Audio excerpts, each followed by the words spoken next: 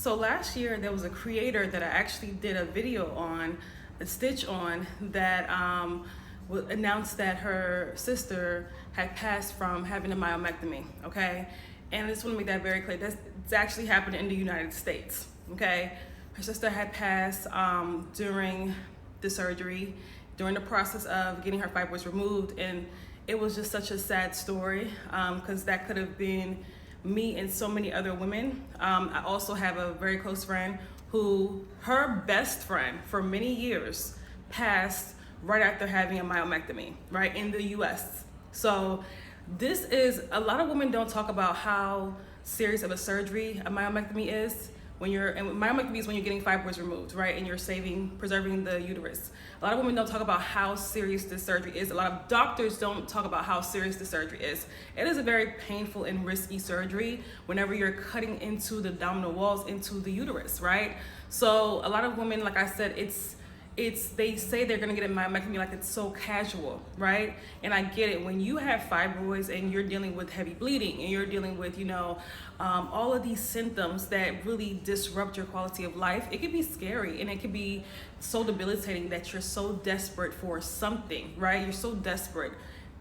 You just want something to work. However, a lot of us, when we're making really important decisions at times, we don't think about the long-term cost of that, right?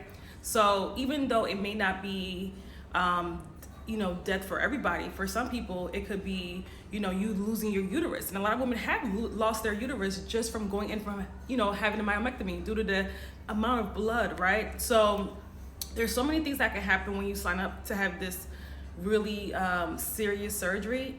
And we're signing up to have, a lot of women are signing up to have that surgery, not understanding and knowing that there's ways to heal naturally, right? That your body can heal any cyst, any tumor naturally, okay? And fibroids are very serious, and yes, the surgery can be deadly, okay? So before you make a decision, a huge decision, like really make sure that you explored all the alternatives, that you've really put forth time, effort in shrinking and getting rid of your fibroids naturally, right? Now, if, like I always say, like, is it gonna be a whole bunch of random remedies? No, you do have to get to the root of what caused the fibroid to develop, right? And if you can't do that on your own, definitely get somebody to help you, right? Even if it's not me. I've helped many hundreds of women over the years shrink and dissolve their fibroids, by the way, right? As well as endometriosis, as well as adenomyosis and other ovarian cysts and other reproductive health issues, right? But even if it's not me, get somebody that can help you on this process, and do not just sit there and suffer, or do not sign up for having a traumatic surgery that you don't even have to go through, you will just develop fibroids again afterwards. Because if you don't get to the root cause of the problem, you're going to develop fibroids afterwards. So I have a 4-week accelerator group program called Dissolve Your Fibroid Belly coming up on June 10th, okay?